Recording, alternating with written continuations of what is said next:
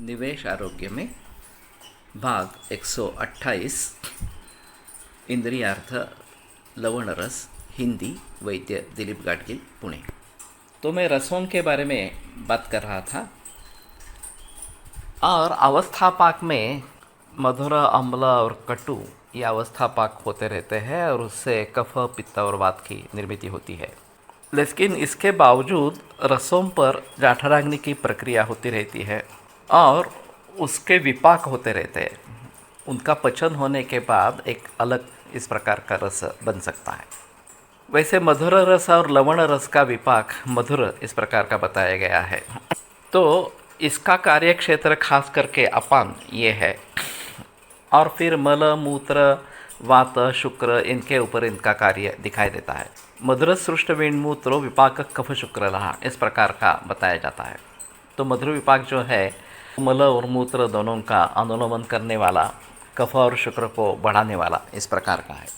तो लवण रस का इस प्रकार से परिवर्तन मधुर रस में पचन के बाद हो जाता है और वो इस प्रकार का कार्य करता है। अम्ल रस का विपाक प्रायः अम्ल इस प्रकार का होता है, यानी कि अंतिमतः भी उसका स्वरूप अम्ल इस प्रकार का ही रहेगा अपान क्षेत्र में। और फिर ये उष्णवीर्य इस प्रकार का है, मलमूत्र का अनुलोमन तो करने वाला इस प्रकार का है, लेकिन पित्त की वृद्धि करने वाला इस प्रकार का बताया गया है। पित्तकृत सुष्ट विणमूत्र पाकोम्ला शुक्रनाशन। तो ये उष्णवीर्य के जरिए, अम्ल रस के जरिए शुक्रनाशन इस प्रकार का है। और कटु, तिक्त और कषाय यानी कि तीखा, कड़वा और कषाय रस के जो पदार्थ है उन रसों का विपाक प्रायः कटु विपाक इस प्रकार का होता है। और फिर कटु विपाक जो है वो बद्धविण मूत्र इस प्रकार का बताया गया है। कटुतिक्त कषायास्तु रुक्षभावास्त्रयो रसा दुखाय मोक्षे दृश्यन्ते वातमुत्र रेतसा। तो इनको बाहर निकलने में, पुरुष, मूत्र और शुक्र को बाहर निकलने में बाधा निर्माण करते हैं, उनका अवरोध इस प्रकार का करते हैं। और शुक्र बद्ध विणमूत्र विपाको वातल कटु।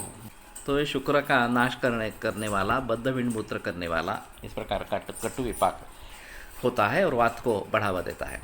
तो इस प्रकार से रसों के जो कार्य बताए गए हैं उनके मुताबिक अगर विपाक बनता है, जो ग्रंथों में प्रायः होने वाली परिस्थिति बताई है, वो अगर इस प्रकार का विपाक होता है तो उस विपाक के अनुकूल कार्य शरीर में दिखते हैं। लेकिन कुछ द्रव्यों का विपाक अलग हो जाता है। जैसे शुंठी कटु रसात्मक है फिर भी विपाक मधुर है उसका। अम्ल की मुख्य रस अम्ल रस है, लवण को छोड़कर सभी रस उसमें है, फिर भी उसका विपाक मधुर होता है। तो इस प्रकार से जिन द्रव्यों के विपाक अलग होते हैं उनको ध्यान में रखते हुए उनका सेवन किसको करना है, नहीं करना है वगैरह बारे में सोचा जाता है। तो कहने का तात्पर्य ये है कि अगर हमें विशिष्ट रस का सेवन करना है तो विशिष्ट रस वाले अनेक पदार्थ होंगे, अनेक द्रव्य होंगे। उनमें से हमें किससे फ़ायदा है, हमें किसका सेवन करना चाहिए, इसके बारे में सोचना जरूरी इस प्रकार का होगा। तो लवण रस जो है प्रायः उसका विपाक मधुर इस प्रकार का हो जाएगा। इस प्रकार से द्रव्यों के शरीर में क्या कार्य होते हैं, उनमें परिवर्तन क्या आता है, ये बात बहस यहाँ पे की गई है।